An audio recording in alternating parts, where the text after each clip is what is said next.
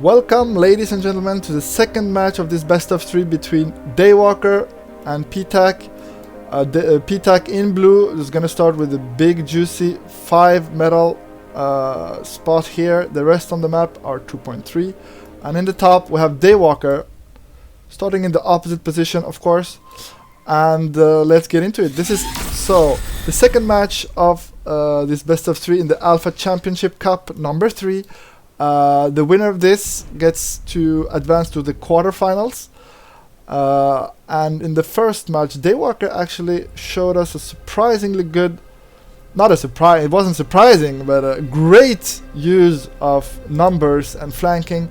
And the grunts were always on the map, giving an amazing map control, putting Ptaq in a corner where he was forced to try to fight his way out, but simply didn't manage. But now Ptaq ready for his revenge. This time actually opting for wind power, despite the wind having more variance on this map. 2 to 18 can be risky. Daywalker's still a wind lover. And opting to start with a bot lab. How is he starting? So 3 construction. No, start with a few grunts, then gonna get out his construction bots. Ptaq queuing up a lot more and starting actually with the construction bot. He does want it starting with bot lab this time, so it's gonna be a mirror matchup start. Both players playing Cortex right now, and this map very interesting with an easy thermals to hold in the back down here. And 2 risky thermals in the middle of the map, as you can see here and here. The metal on this map is fairly high. 2.3 per mex is decent. Most maps are around 2, so 2.3 is slightly above, I'd say.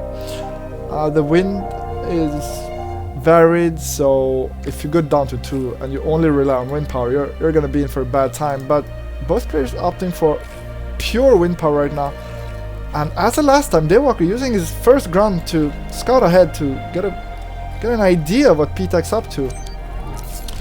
So he'll spot the commander, he'll dodge around, just trying to get some vision. He knows he cannot take the fight. Of course, the grunt no match for Ptaq's commander, and yeah, Daywalker, yes, actually using his construction bot to take the mixes while Ptaq uses his commander.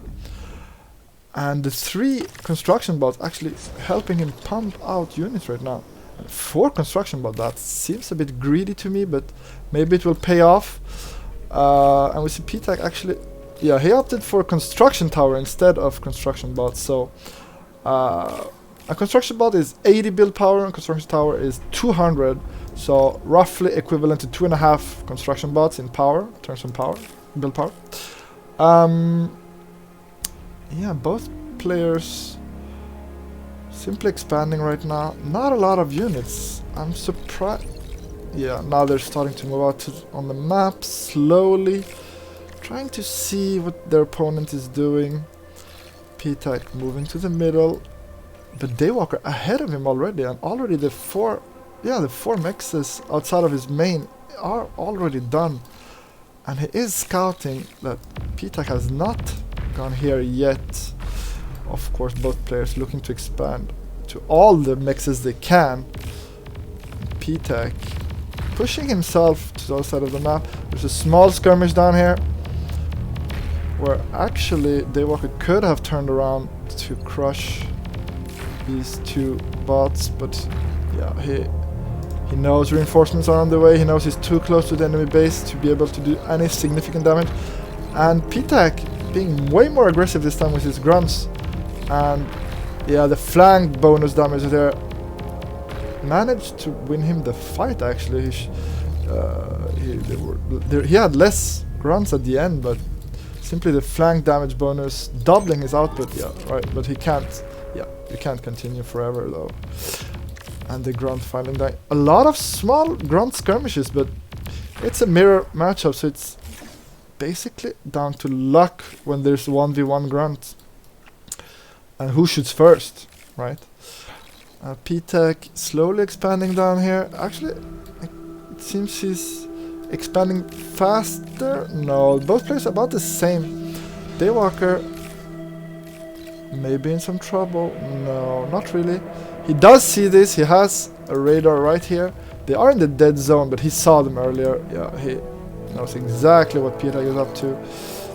And both players taking it easy, not prodding. Oh, that's annoying. The radar tower goes down, but a light laser tower does protect the middle, so he's not afraid of the grunts.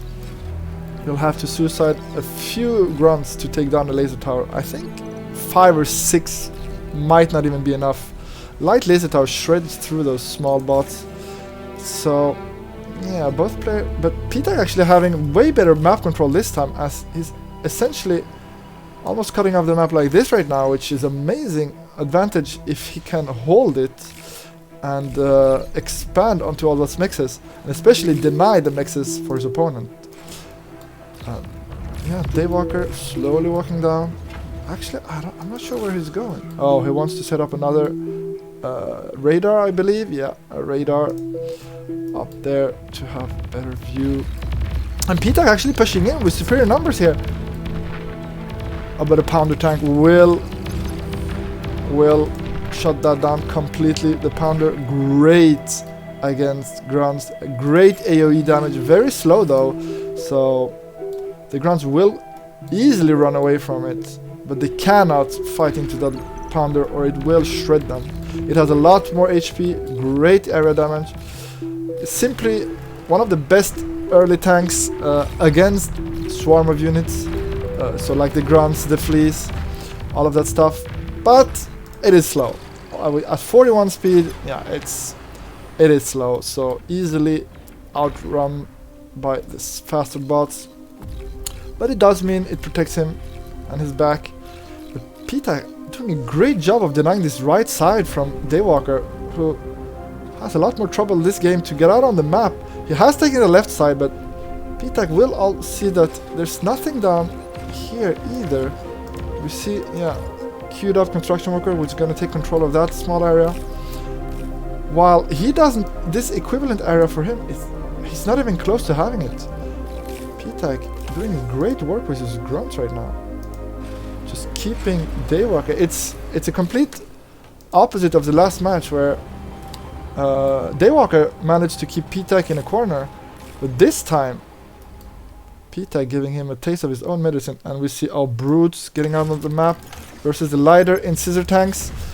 Well, gonna be no match for the B-Fear variants. Oh yeah, they barely. Oh, a hit, actually hitting his own tank there. But yeah, the tanks, yeah, easily dismembering those, destroying those small but arguably faster tanks.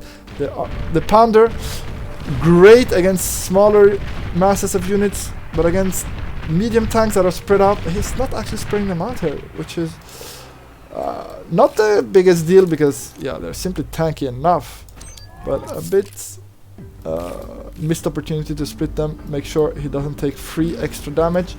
But he might even, no, he doesn't go for the repair on the tank. Yeah, he will repair some of them, which is great value on medium, I mean the heavier T1 tanks, because yeah, they simply can soak up a lot of damage, and repairing them is essentially free metal wise, so it's a great value. Especially for costly tanks like these, who cost 235, and some grunts will take out 1, 2, a third, it seems, before being pushed back. And a resurrected light incinerator tank actually pushing back. We see the halo, meaning it's a resurrected unit. Yeah, and Ptaq not relentless on this top right corner. He doesn't want to give it to Daywalker, who has managed to take the rest of the map, but still he's trying to cut him off of this part completely from Daywalker, who will counterattack on the left, but we have a lot of action on the top right. The medium assault tanks are getting shot from every corner, so they will take the flanking damage and take a lot more. But here comes the grunts, they'll do the same, surround the tanks, make them take double the damage. Will it be enough? It's grunts, they go down very fast, but they are numerous. The amount of tanks is 6-5. They are going down, but the grunts are going down way faster. But the flanking damage is doing so much here.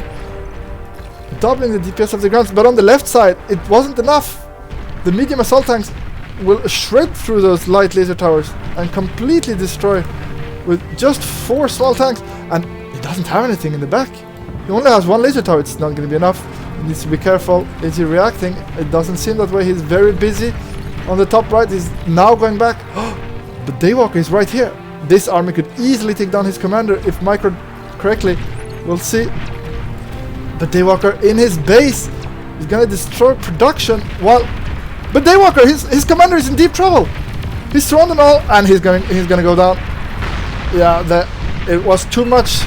Simply too much. And Ptaq, in the nick of time, manages to snipe Daywalker's commander, snatching the win from the jaws of defeat, because his base was going to go down and he would have lost probably everything down here, which would have spelled the end of the game. But he was safer with his commander, and we see Daywalker doing a classical mistake, just being a bit too greedy with the commander, not respecting the units enough. Great game from both players, really. That counterattack was great from Daywalker, could have completely turned the game around, but he was simply too greedy with his commander. He felt he needed more resources. He just needed more map control and used the commander for it, but paid the price. Great game from both players. If you like the casting, hit that follow button, like and subscribe. I'm kind of new at this, so as you can hear, I'm not as fluent yet, but I'm training. I hope you enjoy. So yeah, leave a like and subscribe, and I'll see you in the next one.